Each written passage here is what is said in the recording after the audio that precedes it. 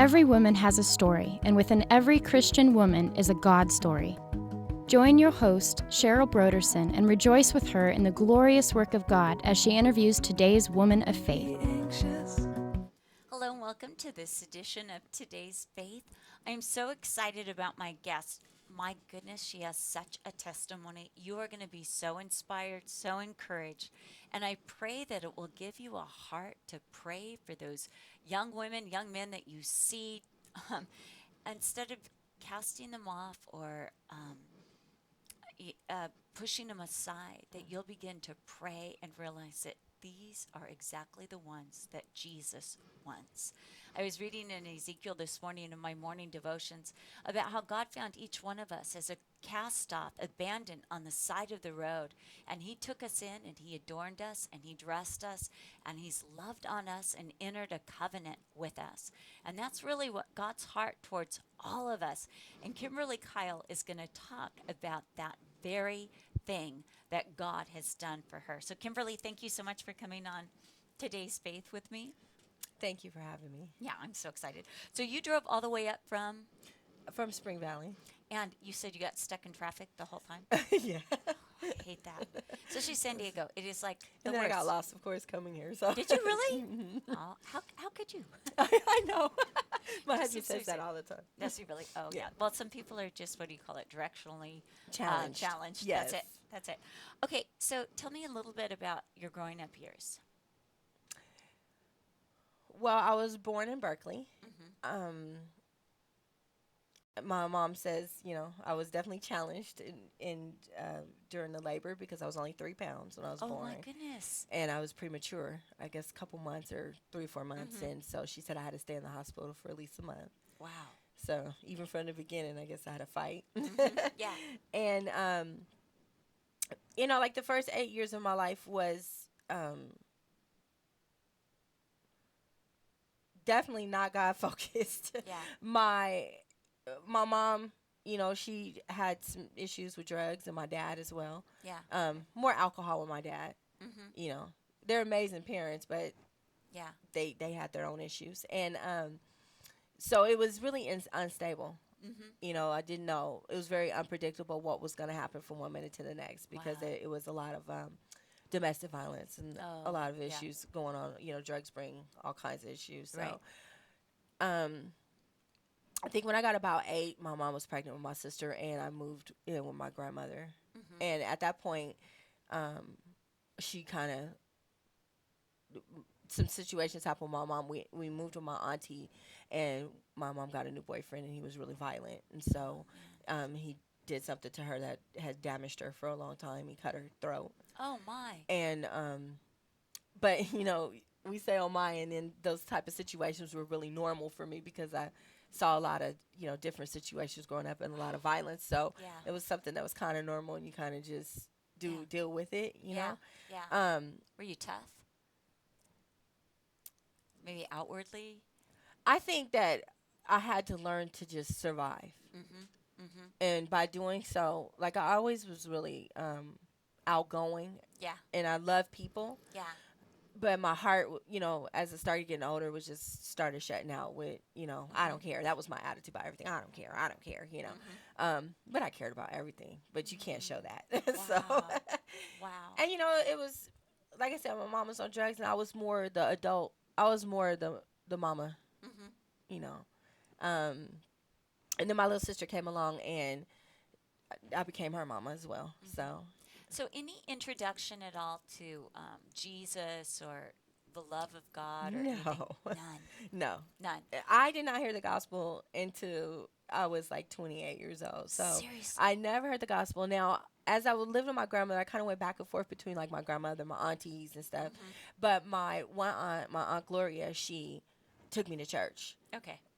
The only thing with that was culturally, it was just they were yelling, hollering, screaming, and I didn't have a clue what they were talking about. Right. And right. actually, I got kind of scared because people would get like the Holy Ghost or the Holy Right, Spirit right, and right, run into right. walls and act Yeah. crazy. So you're like, I don't know what this is, I Right. just knew I got to dress up in pretty dresses, Mm-hmm. wear patent leather shoes. But the thing that always touched me was the music.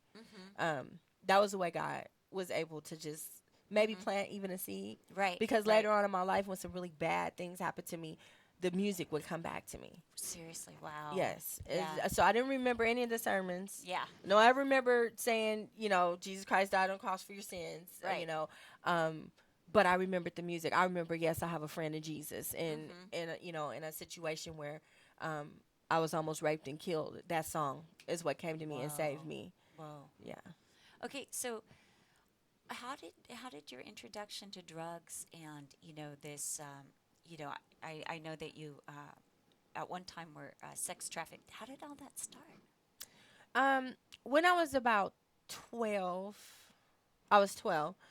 I ended back up with my grandmother. Mhm. So it was a period of time between like 10 and 12 that um, I went with my mom, and it was just a really bad Mhm. situation, and I went through some really horrible things. And then when I got with my grandmother, I already was grown. At least I already Mhm. felt like I was grown. Like, you can't tell me nothing. I've been taking care of my little sister for 2 years. Right. I've been kind of just surviving and making it Mhm. happen. So how are you going to tell me what to do? And my grandmother, unfortunately, she was from the old school. Child is to be seen, not heard. Oh my. You Yeah. you know you don't have an Mhm. attitude. Mhm. You get Mhm. beat down.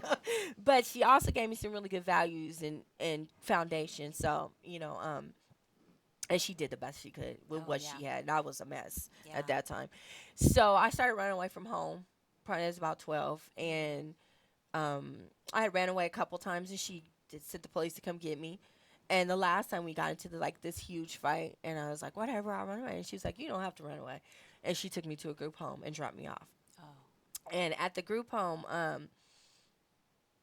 I met some young ladies that were like, basically, let's go sell dope. Mhm. And so we ran off from Oakland to San Francisco to go sell dope. And And you're 12. I was like 12.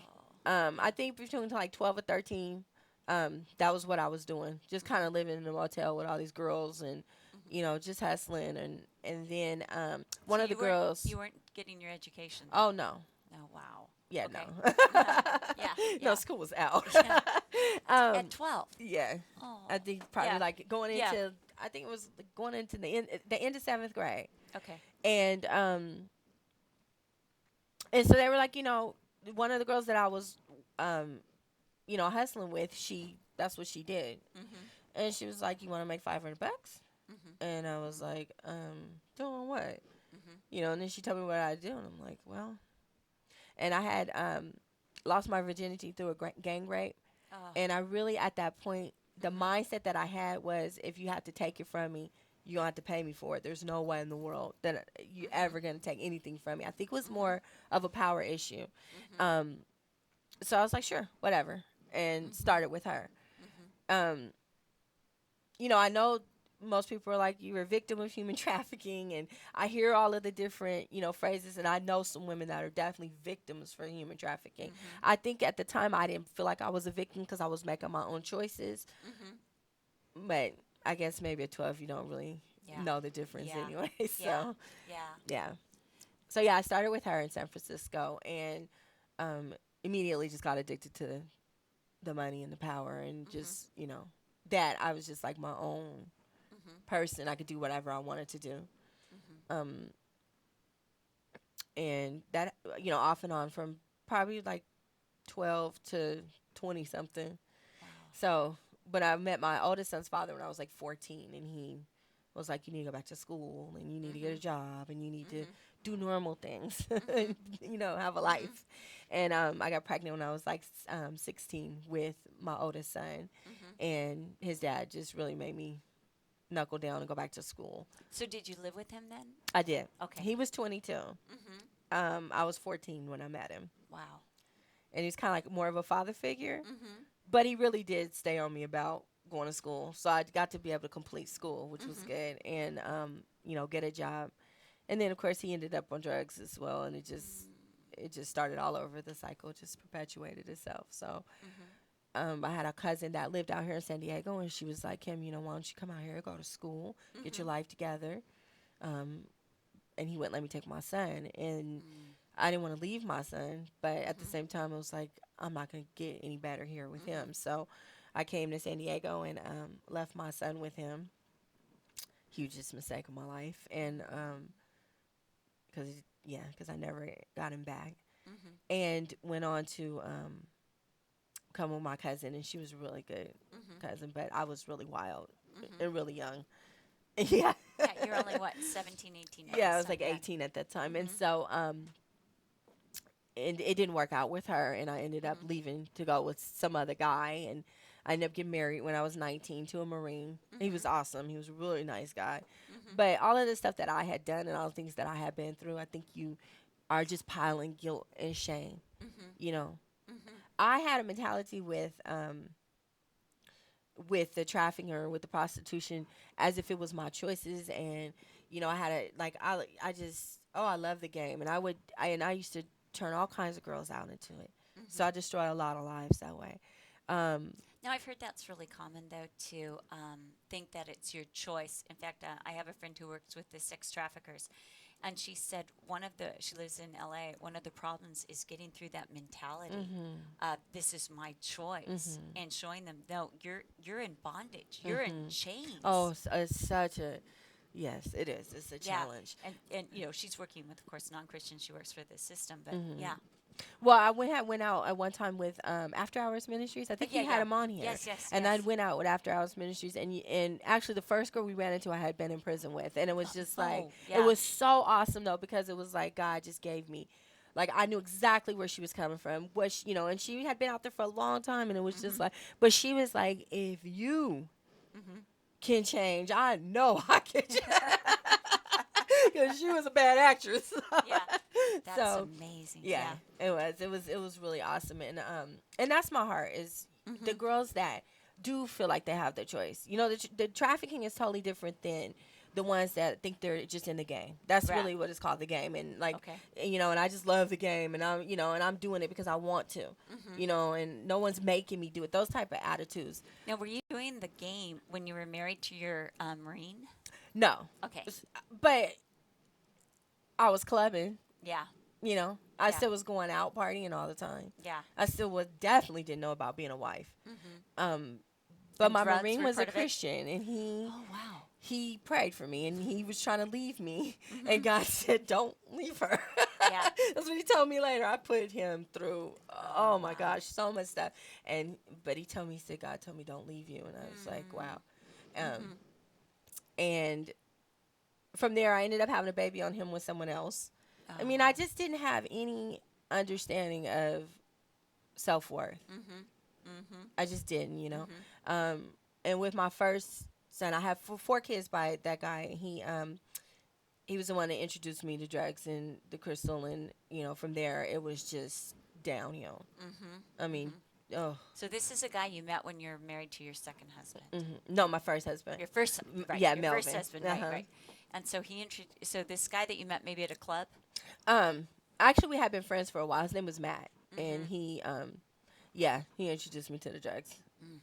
You know, and Mhm. I guess maybe with him, that's what it's that particular lifestyle. You just don't see it as, oh, I'm gonna destroy your life. You're not purposely thinking, Right. I'm gonna turn you on to drugs, and you're gonna lose all your kids, end up in prison. You're Mhm. just thinking, it's party. It was that the draw to drugs, the party. Was it, or was it to numb the shame? What do you think? If you would look back, what would you say the draw was? Because no doubt you had one time said, "I'll never do drugs. I might do this, but I Oh, won't do oh drugs." yeah, definitely. But I started drinking when I was like 13. Mhm. I'd have been drinking. Mhm. Then I stopped drinking. I wasn't doing anything, and then my oldest son's father started using cocaine, Mhm. but that was off limits for me because I'd Mhm. watched my mom go through just too Right. much with that. Um, and pretty much had an attitude like, I'll try anything. Mm. Mhm. Just I'll try it one time. If I don't like it, then I won't do it. Mhm. That was I just, oh Not gosh, knowing you'd be yeah, I was just addicted. such an idiot. Yeah. And so But there, and I think I might have that's tried all kinds of drugs, but nothing ever was the drug or never stuck with me. So I thought yeah. that I wouldn't be addicted to anything. And then the first time that I tried crystal was I was Mhm. going to a party, and I did a line, and it was just Mhm. like, wow. Mhm. That's how I felt. Mhm. And somewhere in me was just like, it made me feel normal. Yeah. I never felt normal. I always Mhm. felt uncomfortable. I always felt inadequate. I always felt incompetent. I just always felt less than inside. And um, and I think with the crystal, I started feeling normal, like I could fit in, like everybody liked me, because I didn't like me. Yeah. Right. Right. So, yeah, Right. maybe that was the draw, and then possibly, yeah, definitely numbing out a whole lot of stuff. Yeah. So okay. So after you start doing the drugs, then you had to prostitute again to support the habit. No. No. Okay, so this is probably gonna shock you. I did not use drugs when I prostituted because, one, I had to really be able to pay attention what was going on. I didn't prostitute for drugs. I didn't use drugs, and that's probably the worst kind of prostitute, because like I said, you think you're doing it just for the money, and you have this belief system like you're gonna make $1 million. You're never gonna make $1 million. You're never gonna make $1 million. Good for you. You're just not. Because what does God say? He says, if you live by the sword, you die by the sword. And you reap what you sow. You don't get to keep any of those things that you think that you're acquiring. Right. You just don't, and it doesn't do anything but destroy lives. But so I didn't do it to support my habit, but I still lived. At one point, I lived in motels for 2 and 3 years, and kind of would go out just to get some money, and then So I guess maybe it was kind of supporting my habit. I still had to pay for my motel and all kinds of stuff, but I just never thought, well, I won't take. I don't do that for drugs. Yeah. Oh my gosh, I was so dark. But then it began to take major effect on my life, and my oldest son, my son Daniel, was born with drugs in his system, and and they took him from the hospital for being post-tox, and that definitely piled more shame and more guilt. Yeah. Especially when his dad was turned extremely abusive, and so now I'm in an abusive relationship. My family pretty much is like done with me. I haven't been home in years, and just kind of trapped in that situation. Right. And so you do more drugs. Yeah. Cycle. It definitely is a cycle. I don't think taking your kids away is the answer, but I think that the Lord knew He had a plan for my babies. I believe that. So I tried to go to a program, and I kept going in and out of drug programs, but I wasn't ready to stop. And I still stayed with the guy, So the more that he's beating me down, the more I'm already beat down, the worse it's getting. And, it's just perpetuating over and over. And then I got pregnant again. And the next one with my daughter, I stayed clean for that 9 months. I just stayed clean. I went to a program. And he convinced me to come home when I was going on my 9th month, so it's the end of my 8th month, and go to an outpatient program. So I was like, okay, so I went back home, and the violence started all over again. And I went to go visit a friend of mine who was a drug dealer, wasn't even thinking about getting loaded at all, and she passed me a plate, and I did a line, and I went into labor. Oh, yeah. So I lost another baby. And after that, I was just at the end. And I remember crying to God, not knowing God, just totally not knowing God.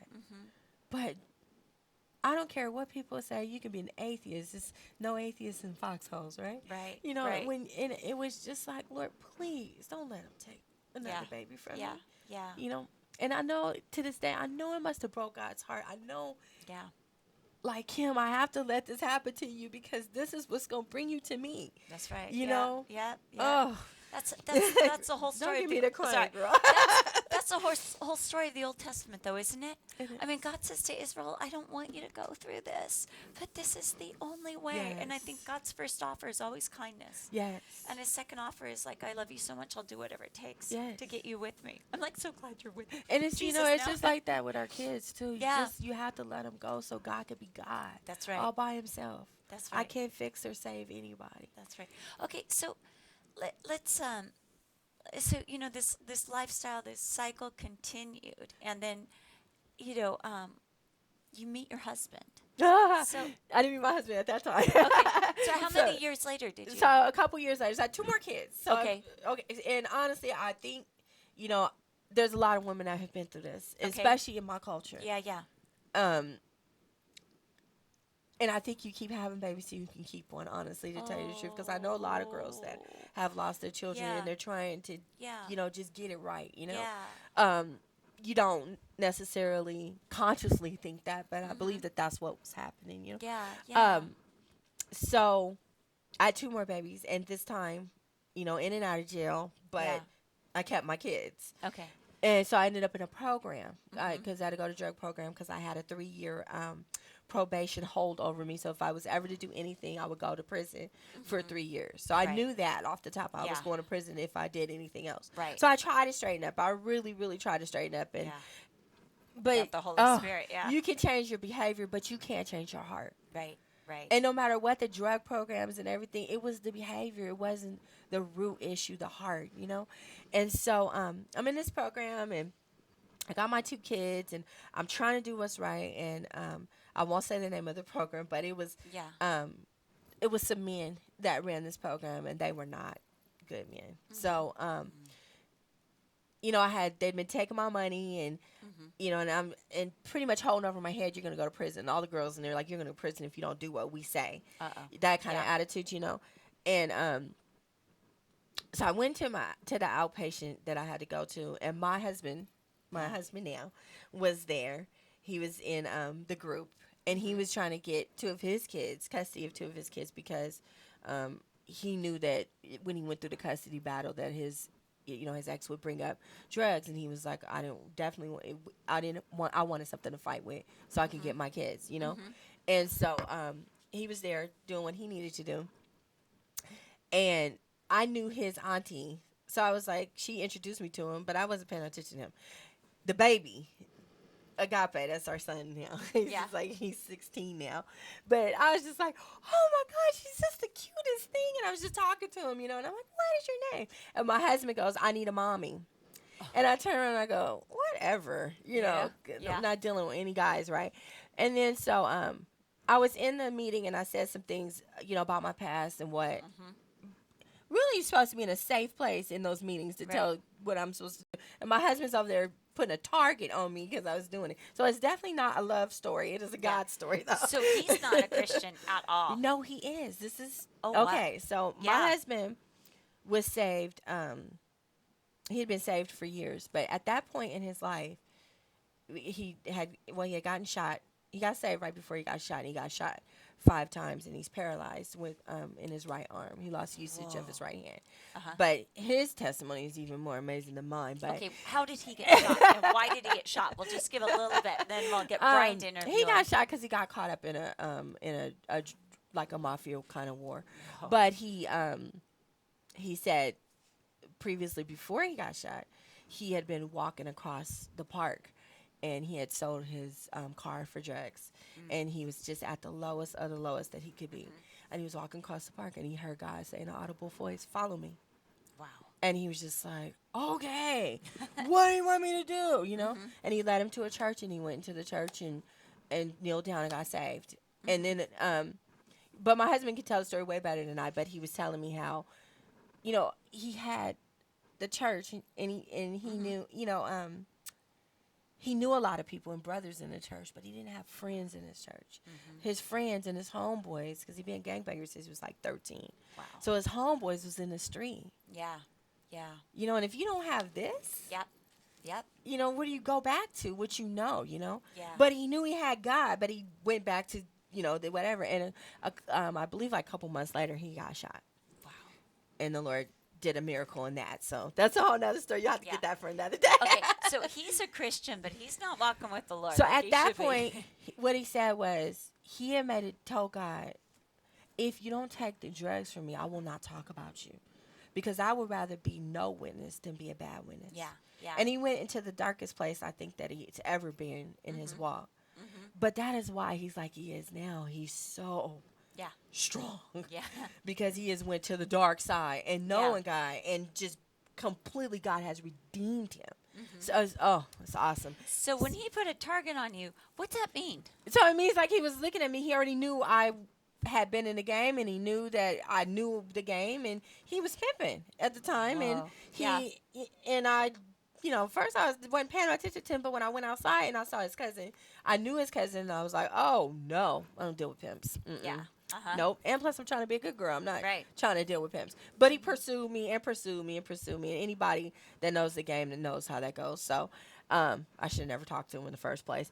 And but God knew what he was doing. And make a long story short, I ended up leaving the program due to the guy basically trying to rape me and me telling him no. Yeah. And I called Daryl, and I'm like, come get me. So I already knew what I was going to go do. But like I said, in your mind, you think, oh, I'm going to stack up all this money and I'll be fine. Yeah. I know I'm going to prison. I just knew, And so I called my oldest son, I called my son's father, and I had him take the kids, and me and Daryl kind of went on a spree. Oh, wow. And that lasted for almost a year, and I got busted and ended up in prison. The first time I did not get saved. First time the mentality did not change at all. I got out 22 months later, and at that time my husband wrote me and said, let's basically have a relationship. Let's square up. And I was like, what? I never in a million years, ever. I mean, it was like a business relationship. I would never thought I'd end up with him, No, Yeah. I mean, come on. Who does that, right? Right. But God does stuff, And so I went home, and So now Daryl's out of the picture. He's gone. The guy that you did the drugs with. no, this is my husband now. Oh, wait. Okay, wait. Oh, so he's the one that got you, that you guys had gone on the year-long drug Yes. spree with him. And we went on drugs. We was in we were Okay. going across, prostituting. Yeah. Yes, Wow. with him. Yes. Whoa. That's why it's like, whoa, Yeah. But then when I came home, he wanted to, Yeah. be squared up. Yeah. And Amazing. but I didn't have a clue what that meant. That's like a relationship. Like that's Yeah. like Yeah. that's like letting you see who I truly am, not this person that Totally vulnerable. exactly. Like I didn't let anyone in. Mm-hmm. But you know what he did? I watched God work through my husband in a dope house. I watched God work through my husband in ways like, and people, I know, I please, no, I don't condone doing drugs while you're a Christian or any of those things. That just happened to be his walk, his struggle.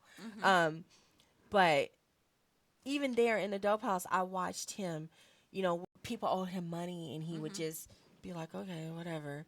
And I'd be like, what's wrong with you? Because I was with some gangsters, so I knew, like, what's wrong? He wasn't ruthless. He didn't burn people. And he would bring anyone home. Oh, my gosh, you could not be someone who had kids and you were sleeping outside or you didn't have anywhere to go. I'd come to the house to be people laid all everywhere. I mean, he just always, and he fed people. He took care of people's kids. And I used to think he was crazy, But he knew God was going to get him. I mean, he was just so fearful, like, because I'm outside of God's will, of course, But at the time, my little sister and my mother, I hadn't seen my mom in like 8 years. And I happened to just be on the street, and she was out there, and I ran into her. And I brought her home, and my husband took her in. Wow. And then I hadn't seen my sister since she was like 3, and she's 16. And my grandmother or my family had put her in the same group home they put me in. Oh. And I found her. And he sent for her and brought her home. So he brought my family back together. And this is before you're even married. This is before we were married. Way before we were married. Yeah, we were Wow. together before we were married. And and then and we were all clean, but I was going to court fighting for one of my kids. And the day that they said that I would not see my third baby, so I lost 3 kids to the system. They're adopted out. I don't know where they are. And the day that I kind of just gave up on everything. It was like, just forget it, whatever, and started back doing drugs. I had never seen my husband on drugs, and he started doing drugs. Then the whole family ended up on drugs. Me, my sister, my mom, my husband. It was insane. And that's when God met us. So May 22nd, in 2001, I got pregnant. I was pregnant with my kid. And let me back up a couple months. I was pregnant with my son now, my kid, my baby. And I wasn't going to have another kid. I wasn't going to lose another baby. Yeah. And so I really was like, no way. And I went to I scheduled for an abortion, and I went to I went to the Planned Parenthood, and when I went to the Planned Parenthood, they were having like a protest outside, Mm-hmm. and I'm like, all these crazy people, and I was so like gone, Mm-hmm. off my mind on drugs and stuff, and so I go to the door, and the woman came to the door, and she said, "The Lord has whew, he has a plan for that baby. Oh my goodness. Don't murder that baby." Yeah. Oh my That's what goodness. she said. Don't murder him. And I never thought of his, Yeah. Right. murder, Right. But I was like, what? Wow. And it was enough to just like stop me in my tracks. Yeah. And I went home like, whoo. Yeah. And then I told my husband I wanted to have abortion, and he was like, no, Uh-huh. like that's murder. And I was Uh-huh. like, what? Mm-hmm. Like, well, what am I gonna do? CPS is gonna take him if I Yeah. have another baby. Yeah. And he was like, no. So, May 22nd, 2001, we were all on drugs. Me, my mom, my sister, everybody. The house was crazy. It was completely insane. And I believe I was possessed. I'm telling you, I was crazy. Mm-hmm. And my husband opened up the Bible, and he Mm-hmm. handed me the Bible. And he read Corinthians, and I think it's 6:15, and it says, with Jesus joined his body to a harlot. Do you know that every sin is committed outside of man's body, but sexual immorality is committed against your body? Mm-hmm. And it says your body belongs to the Holy Spirit. Mm-hmm. It is the temple of God's. And I never, ever, but at that moment, it hit me so hard. It was like, and it says when man and woman become one flesh, that they're joining, they're becoming one flesh. And I remember just thinking, I'm taking him to hell. I didn't know he was saved or nothing. Yeah. But Yeah. I'm just thinking, I need tissue, honey. I'm, Yeah. Yeah. I'm taking him to hell. And I just remember thinking, I don't want to be a Mm-hmm. harlot anymore. Right. Right. I just don't want to do this ever again. Right. And so he I don't my husband don't know how that hit me, but that's what God used to touch me. Right. And then he left, and then Yolanda Adams was playing on the radio, and I heard the song I Opened My Heart. And boy, I started crying. Mm-hmm. I mean, I was like weeping from my soul. Wow. I mean, just Boy, that's a conviction of the weeping Holy Spirit. from my soul, and didn't have a clue why Yeah. I was crying like Yeah. that. I didn't even Yeah. know what the song meant. Right. I just knew I was just like crying, and I was like, oh my gosh. And so I kneeled down on the side of the bed, and this is how I got saved. I said, check it out. Mm-hmm. Thank you. I said, check it out. If there's a God, Mm-hmm. you got to show yourself to me, Mm-hmm. because I don't believe you. Mm-hmm. Oh, God loves those prayers. Yes, He he does. does. He really does. It's challenging, unless I see the marks in his hands and He thrust just, my he me loves to right those there. prayers. He Yeah. shows up, and I was like, so yeah, so I said the prayer, and then as soon as I said the prayer, I went blind. Like I'm Wow. sitting here talking to Yeah. you, Yeah. completely pitch black blind. Mm.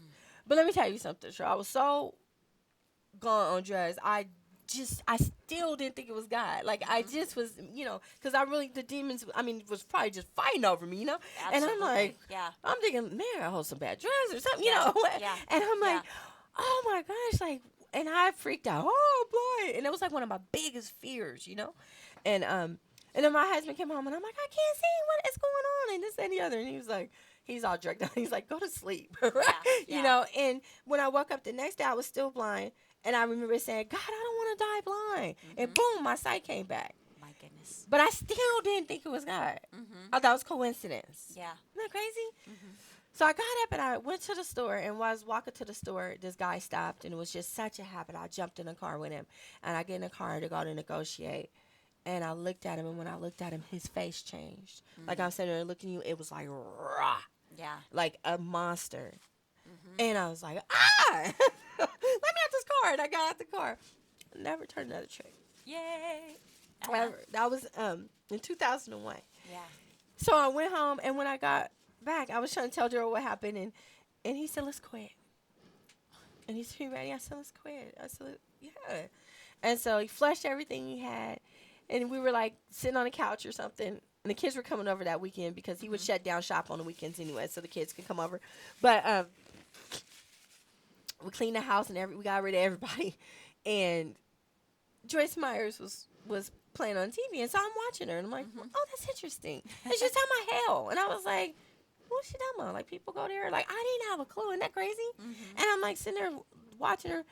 And forgive me, Joyce Mars. My husband's like, no. And he's like, come here. And he said, hell wasn't made for people. It was made for the devil and his angels. And he started telling me. And I was like, really? How you know that? And we were just talking, you know? A week later, I think it was June 1st, the police came to get me on a police warrant. And I had so much peace, but I didn't know why I had so much peace. But I was ready to go to prison and get it over and done with, you know? And I was pregnant. And I went to prison, and on June 8th, because it takes a minute to get from county jail to prison.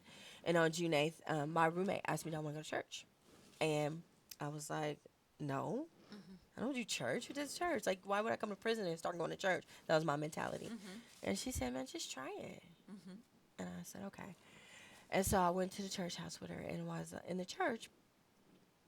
This lady stood up, and she prophesied. And she looked directly at me. And she said, there's a woman in here who has lost 3 of her kids to the system. So specific. She said there's a woman who has been a prostitute since she was 13. I wonder who that could be. She said, you think that God can't forgive you for the things that you've done, but I'm here to let you know he already has. And she said, if you open your heart and you let him in, he is going to transform you, and he's going to use you to touch so many people. And she was talking directly to me. I mean, directly. And I was like, and she said, just open your heart and let him in. And I stood up. And I promise, it was like dark to light, like somebody just flipped a switch. I mean, it was just, oh my gosh. It was like he just flipped a switch and just was like, ah. And then, and there's some amazing lifers in prison. There's one girl named Mary Lee. She's been there since she was 19. She's like 40-something at CIW. And she, and Susan Atkins was there. Wow. And they prayed for me. Oh, she was amazing. She was on fire for Jesus. And they prayed. They were praying for me. And they started praying. They prayed over my baby. And they prayed. And I, for about an hour, rolled on the floor and was coughing at the mouth and foaming at the mouth. And they said I was speaking in all kinds of different tongues. And it felt like rocks was leaving me. Rocks. Like Mary Magdalene, you know? Yeah. God totally delivered her. Yeah. That's who I was. Yeah. Oh. Yeah. And he just, praise God. And it just started coming out. And I was like, wow. And I didn't even know what happened. Yeah. No one said nothing. They didn't tell me. I don't even know how I got saved, but he just, you know. And I went, the first thing he took, I went back to my room. It's almost like Jesus is in you throwing these things Yes, out, you know? Like yes. came in and just started throwing them out, you know? Yeah, and then I went back to my room, and the first thing I took was cussing. First thing, my roommates, she had been in church her whole life. Yeah. So, she was cussing in the room. And it was like someone was throwing darts at me. I was like, oh, ow, oh. I was like, stop that. What's up? And she was like, what is wrong with you? I was like, I don't know what happened. But I just know I feel free. Yeah. I just want to go on the rooftops and tell the whole world I just feel so free. And she was like, you got saved. And I said, what is that? And she said, that's where you accept Jesus in your heart, and he comes and he lives in you, and he changes you. And I was like, he lives in me? What do you mean he lives in me? You know, she explained to me what that meant. And my goodness. And the Lord, he did supernatural miracles in prison.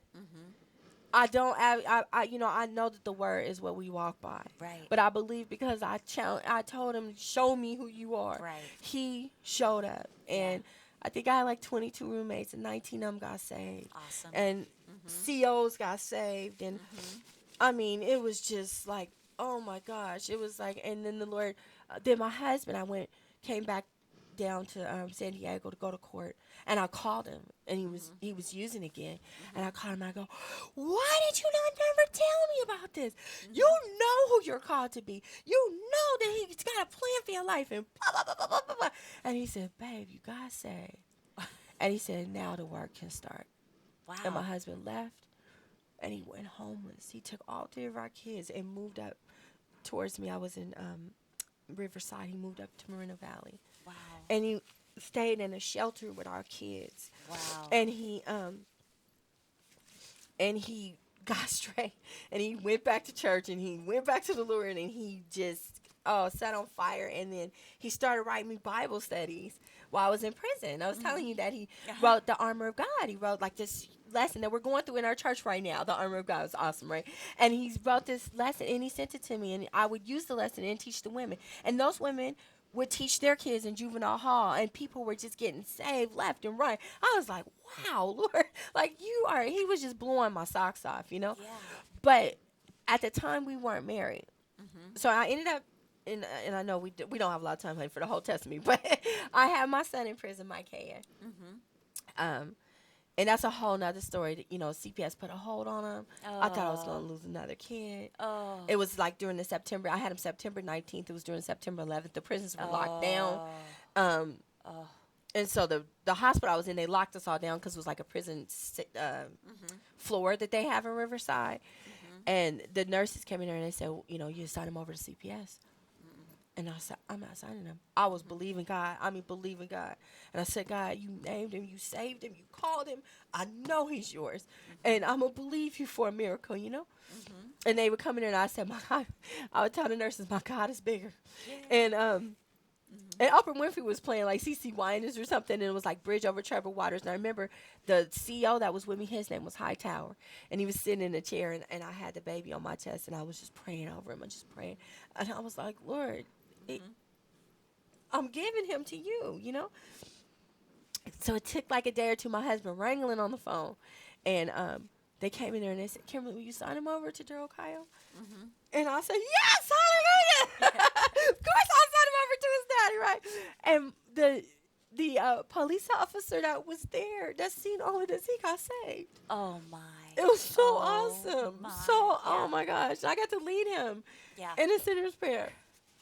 Because he didn't believe, but when he saw the faith of God, just what God was able to do. Because the CPS and the nurses and the doctors and everybody was like, it was like routine as usual. They have the babies, move on out, You got to go back to prison. Yeah. And God shut it down. He shut the hospital down where I didn't even have to leave for 3 days till my husband could get the baby into something. That's God.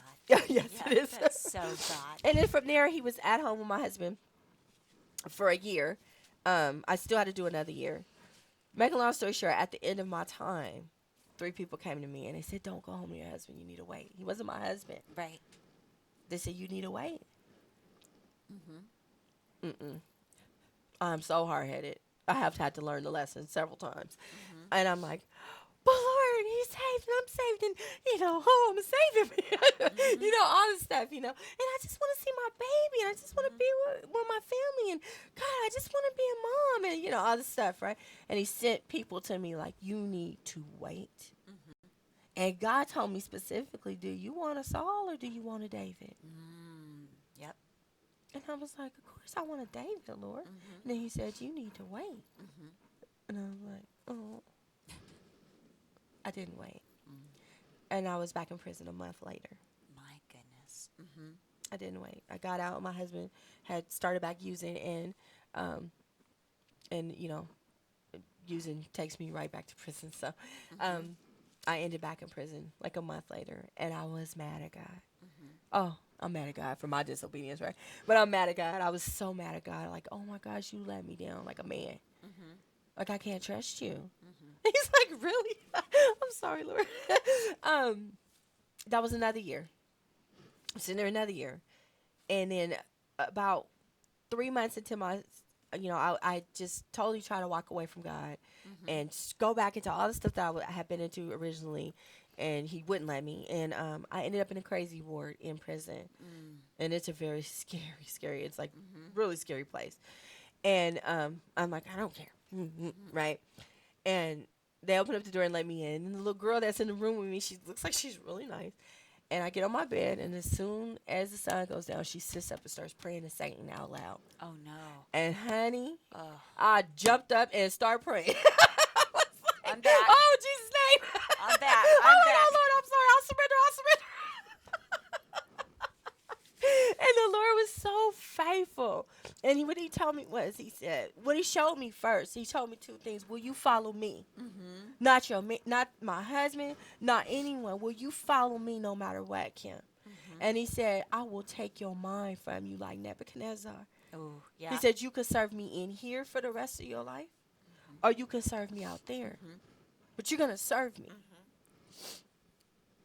And I'm like, okay, I'm going to serve you. I want to serve you out there, please. Yeah. So a year later, I get out. Now, this time, my husband's going to Calvary Chapel, Oklahoma. Mm-hmm. And when I come home, and it was like a culture shock. Mm-hmm. And, and I'm like, I went to a program. I didn't go home to him.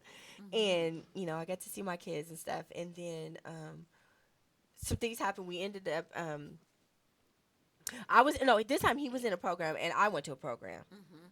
And I was really mad at him for going back to prison. Mm-hmm. So I decided I wasn't going to be with him anymore. Mm-hmm. I'm getting my times mixed up. That was that time. Just And I you decided and I'm not going to Jesus be now, with him. yeah. I'm just going to be me and Jesus, right? Mm-hmm. And maybe that's not the man God has for me.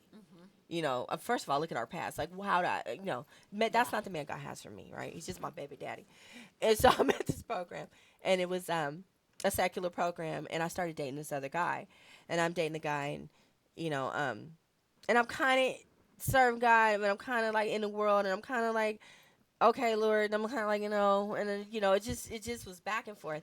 Oh, it was such a struggle, and then I made a deal to go on a pass with this guy, and I was in the bathroom, and the Holy Spirit just stopped me, and he said, "Do not commit adultery." Mm-hmm. And I'm like, okay, I can understand not committing adultery against you, but he is not my husband. Mm-hmm. And God said, yes, he is. And he showed me with him, and he said, don't commit adultery. And I'm like, I'm not marrying him. I don't want to have nothing to do with him. You know what I mean? And God Yeah. said, that is your husband. Mm-hmm. Wow. And I was just like, oh my gosh, really? Yeah. So I go call the guy and I go, you may not understand this, but I know Jesus and I can't go out with you no more. Click, Yeah. and I hook back up with my husband. And at the time he's in a program, I'm in a program. I went to go see him on a pass. Don't ever do that. Don't do that. Uh-huh. Stay away from the barber shop. You get a haircut, right? Right. I go see him on a pass, got pregnant with my daughter. Yeah. I come back and the program trying to make me have an abortion. Oh. And they group me, and they group me, and they group. Because, I mean, the thing is, if you look at it from a secular point of view, you're with a pimp. You're with a dude that totally has exploited you.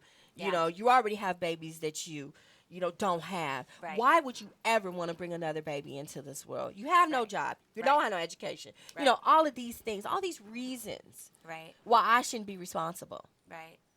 Yeah. Yeah. But I want to tell everybody, and I definitely want to tell the girls that may be struggling with that. It's Psalms 139. God has designed that baby in you. He knit that baby together. And if you are contemplating any kind of abortion, you may be killing what God has intended. You don't know what God is going to do with that baby. Because if I had aborted my son, I would have the most amazing young man, godly young man, anointed, powerful young man that is probably going to go forth and be the next Billy Graham or something, Hope so. Yes. And so they were trying to convince me to do it, and I knew that was wrong. But now I'm saved, so I'm like, no, Right.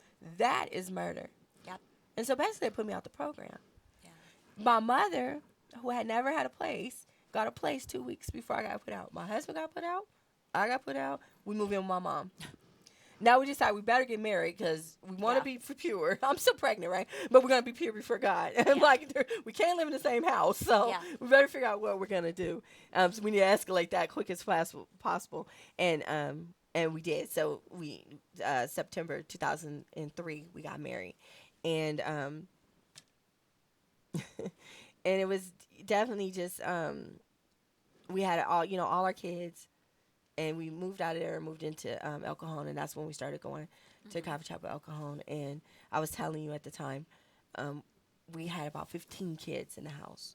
Mm-hmm. We have 17 kids, as a combined family. Yeah.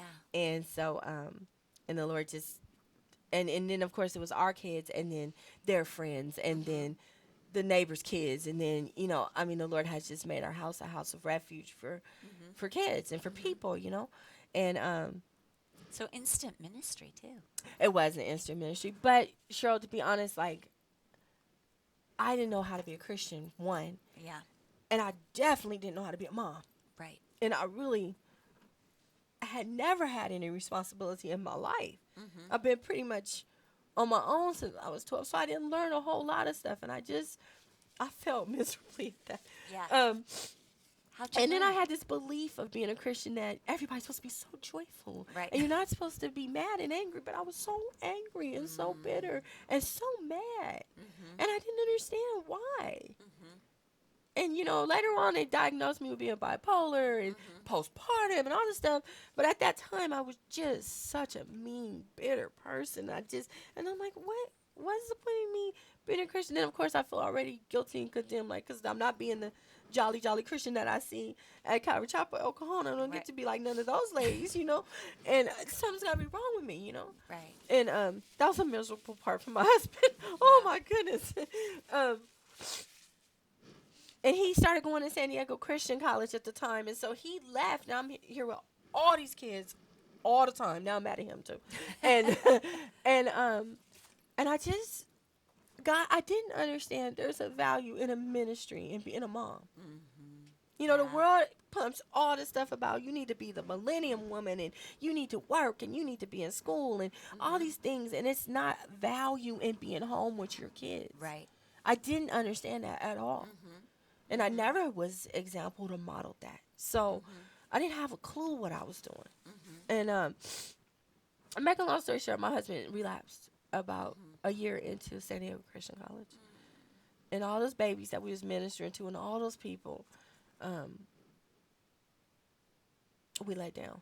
And, Ezekiel, I think it's Ezekiel 37, or maybe it's 27. It's 37, I think, where it talks about, I will take that hurt out of you, and I'll give you my heart. And it'll cause you to follow my commandments and everything that you have defamed in my name. God says he's going to turn around for his glory because it's his name on the line. That's right. And it's not about me. It's his name on the line. Right. And so when that year was just really crazy and I was completely out of my mind and it was horrible. It was horrible to go back into that and know Jesus and to have the devil here and God here. But he was so faithful. And what we had instilled in our kids, I would go in the room and my kids would be standing up, holding hands, praying for us. Oh. And they was little. They was like 6 and 7. And, and because we had been teaching them that. And they would stand and they'd pray for us. Wow. And my son, Agape, he's so anointed. He got saved at a Billy Graham concert. He was 4. Oh. And he heard Billy Graham say, "Come to Jesus." And my husband said he stood up in the stands. He was 4, like he was in a trance. And just walked down there and got saved. He has visions and dreams and all kinds of stuff. And he would look at me at times, and I'd feel so guilty. And I'm like, "Lord, please, stop me from doing this, And he would look at me, and he'd say, "Mama, God is bigger. God is bigger, Mom." And they go pray, And I'm going to wrap it up. And then he said, so from there we went to, from there to about a year. And I was like walking down the street at a place where I was talking to myself. And I just prayed. I said, "Lord, I'd rather you take me home than to let me keep sinning against you like this. But I can't stop. Yeah. And you could take me home right now." Yeah. But God, he was like, "Nah, you got too many kids." So I went to prison. That's always so I go back to prison as a Christian. And now I'm just like, I was just so shameful and so guilty. Like I just didn't even want to turn to God at all, And it took about maybe 3.5 months. But God he's, oh my gosh, the way he does things. I'm laying on the grass with these girls and we're laying outside and we're talking. And her mom had just died. And they're looking up at the sky. It was nighttime. We're looking up at the sky and they go, "I wonder where you go when you die."